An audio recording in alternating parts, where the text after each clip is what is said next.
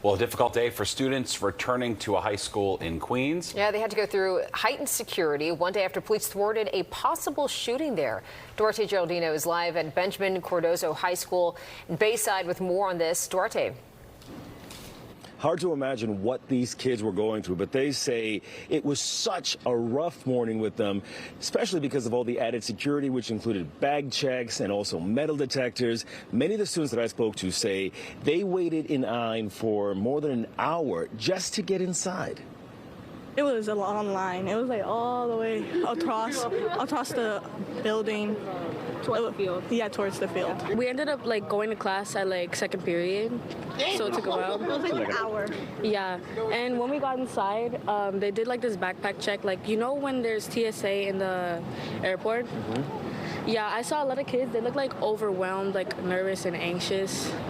And it's just because what else are you supposed to feel? It's really overwhelming. That makes a kid really nerve-wracked and stuff. And all of this is because of what happened yesterday. This is the social media post that you're looking at that police say the 16-year-old made that got him pulled out of class for allegedly, quote, wanting to shoot up this school. When police searched his bag, they say they found a loaded handgun. Today, he's facing charges that include criminal possession of a weapon and making terroristic threats. Now, we still don't have a motive, but last night, police searched his home. It was a consent search of the 16-year-old's room.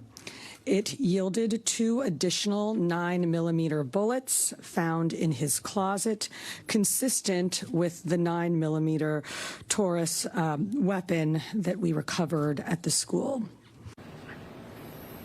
This is the gun police say they pulled from that teen's backpack. Again, it is a 9mm Taurus GX4. It was loaded with 13 rounds, 13 bullets. And Mayor Adams says this is part of the city's bigger fight to get guns off the streets. Since January, police have taken more than 4,000 illegal guns off the streets.